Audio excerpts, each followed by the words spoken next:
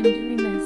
I am sitting here getting ready to deliver this message, and I'm committing to going through it without editing it. So you're getting the raw and unfiltered message.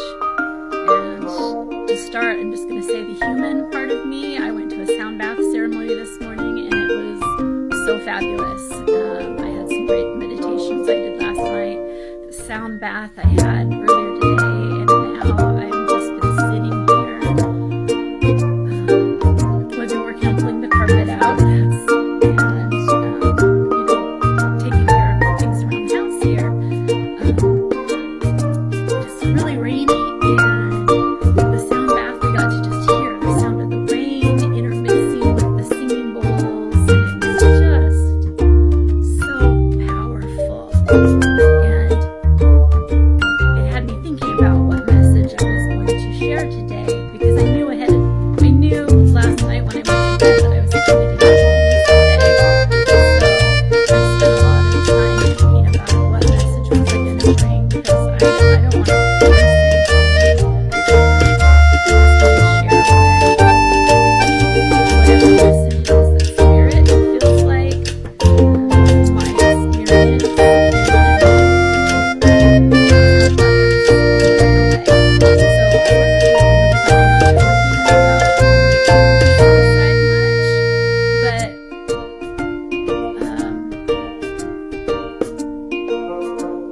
having my 16-year anniversary was really interesting because it made me think about a lot of things, and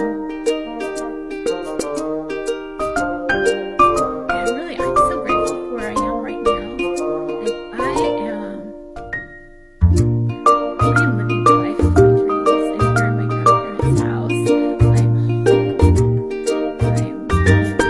grieving the loss of my aunt, who was the last member of my dad's family, so now it's just my sister and I.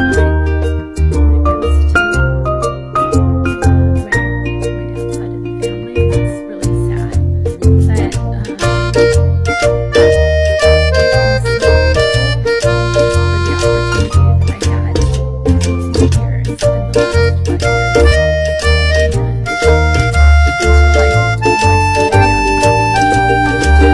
I didn't realize I've been standing on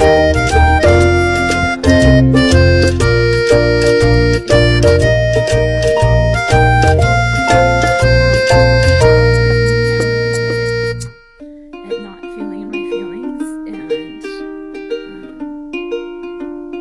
so I was able to actually, I think, move forward a little bit on the grief process this week by looking at that, but the fact that, my grandfather's suicide got kind of pulled to my attention the other day too, and it was really when I started my real healing work, I really had to look at my grief and my experience of my grandfather's death, and how that had an impact on me, and how I've been able to find peace with that. So as someone who's the granddaughter of a man who committed suicide, it was so sad to lose him. As someone who struggled with mental health, and I had to do that when I was very young, because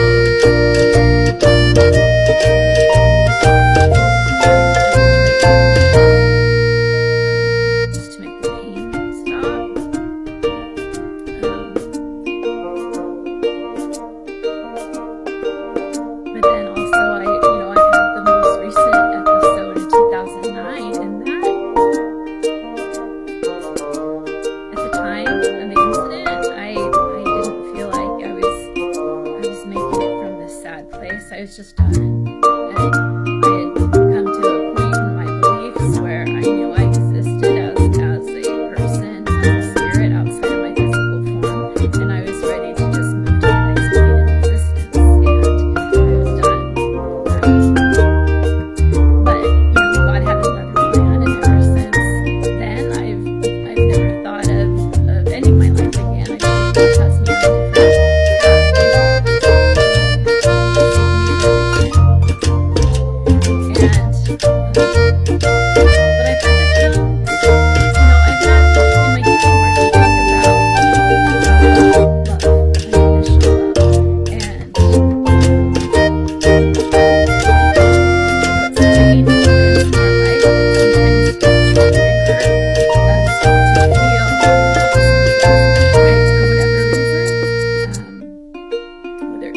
Generational trauma, abuse, divorce, death, whatever. We all experience loss in some form, and that's part of our human experience. And I'm finally at the point where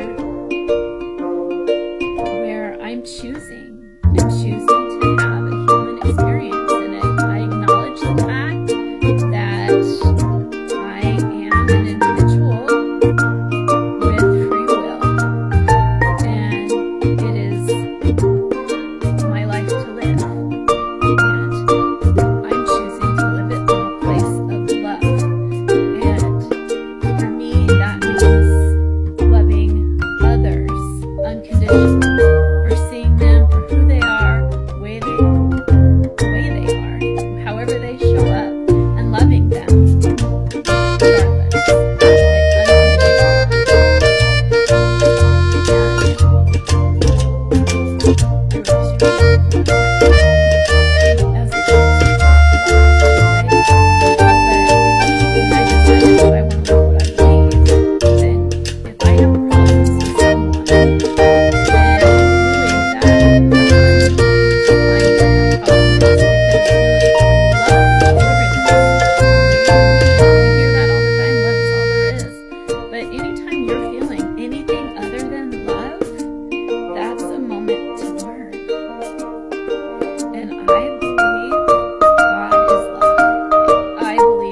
regardless.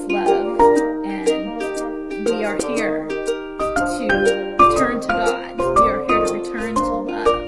We are here to remember what it's like to love. And there were some lessons we couldn't learn without feeling these feelings, right, that are other than love. And the feelings are a rough ride sometimes. Part of that, when I started really looking at that, was like I had to love myself the same way I love others, give and give to others.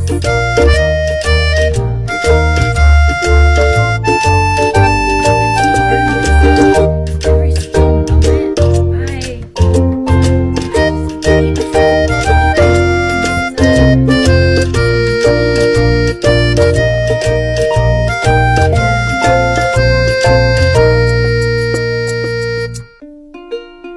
I've realized that a lot of that was just part of my journey,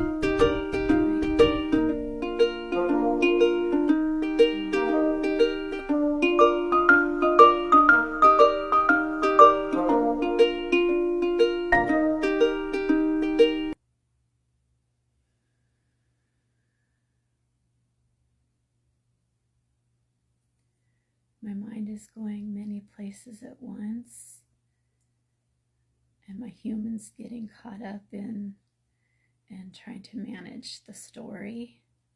So I'm going to take a few breaths, and I'm going to try again in the next clip. So stay tuned for part 2. It'll be out soon.